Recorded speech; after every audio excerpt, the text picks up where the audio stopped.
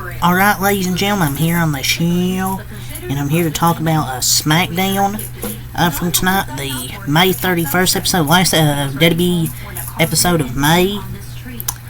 And I haven't really recorded in a lot of WWE Light reviews, but I'm going to start doing them more because it's still a bit till college basketball and college football and then NFL. NBA's almost done. I'll still have MLB, but I'll be recording a lot of wrestling reviews and just wrestling overall with WWE and maybe AEW. We'll see, but Smackdown tonight. It was kind of a stale Smackdown tonight. I mean, I thought there were some good parts of the show. It was kind of a stale episode to me, but most of this was really centered around AJ Styles. Centered around his future, I guess. Like he'd address his future later in the night, and would basically, I guess, retire. But he's kind of like fake retired. I had a feeling that we'll find out Cody Rhodes' next opponent would be AJ Styles after he brings him out, act like he's gonna retire, attack him, basically fake retire, and basically jump his way ahead in the line, and have a second match at maybe Clash at the Castle. But I figured that would happen. I had a feeling it'd be like, Mark Henry attacking John Cena, where when he said he was retiring and then attacked John Cena. And it was really the same suit, except it wasn't a salmon pink. It was a blue suit, no tie. But it was really the same thing. Learned it from the best. But yeah, I'm down for a rematch between Cody Rhodes and AJ Styles. Their match at Backlash was a banger.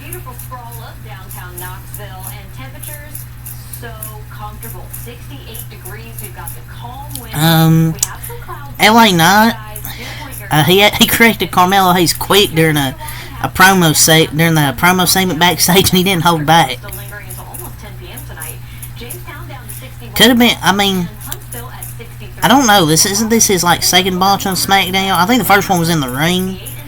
This one was just a promo segment, but I mean, he hasn't even. People be like, "Oh, we need to go back to NXT." Some people mess up. It happens. But I'm glad LA Knight corrected him fast. He's a pro. Turned a botched line into trash talk, and a lot of wrestlers would have just ignored and moved on. What they're playing promo said he corrected it. And he actually finished strong after that. Sometimes you make an error, it's whatever. But his mic skills aren't the best. I'll say that. But I like how he called it out. The previous era would have been screaming in earpieces. The Triple H era is more free and loose. But I guess it's sink or swim on the main roster.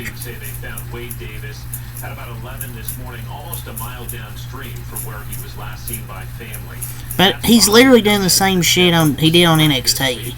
Like, he doesn't sound scripted. He literally sounds the same on NXT. So I don't get the narrative. But that's how you cover up a botch, working to character work.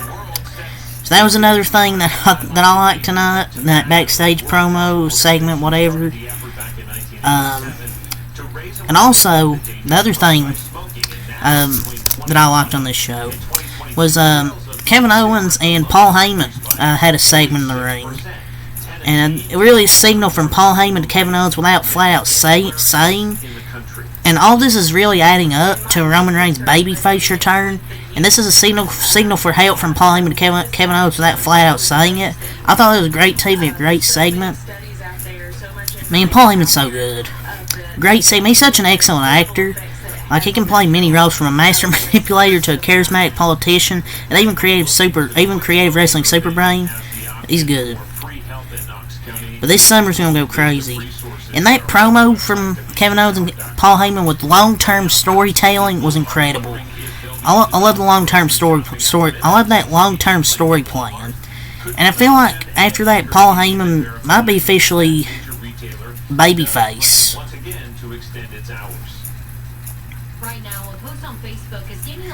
And I know Paul Heyman's trying, but I just don't care about Solo and don't see him as a top star. The best Solo was NXT Solo. But anyways, just cinema segment, and this segment alone made SmackDown a thumbs up. And then the ending segment. Those two segments I thought were the best things of the show. I honestly can't wait for Roman to come back because Paul Heyman is so good in this. Like his acting this has easily become the best part of SmackDown each week, and that babyface pump when Roman comes back, it's gonna be cinema. He might get a bigger. Vince tried to make him a face for 6 years, and he got booed. Triple H is gonna make him get a big pop in his first night back as a babyface when he returns. And it looks like Paul Heyman's gonna be a babyface too. And he put over Jay and Jimmy and Roman as the real bloodline. So, and he just seems scared of Tomalonga or Tongaloa and Tonga. They had a tag match. I thought that was a fun tag match. So I thought those 4 things were pretty good on this show. Everything else was At the opening segment, Nia Jax was crowned Queen of the Ring, basically. Called out Bayley, basically for a championship match, I believe, at SummerSlam. I think it's going to happen at SummerSlam. I don't think it's going to happen at Clash of the Castle. I think it's going to happen at SummerSlam. Chelsea Green and Piper Niven actually beat Bayley and Naomi. Chelsea Green, whew, she's looking good out there. And in both ways, she's looking good. And in the ring. Chelsea Green's so underrated.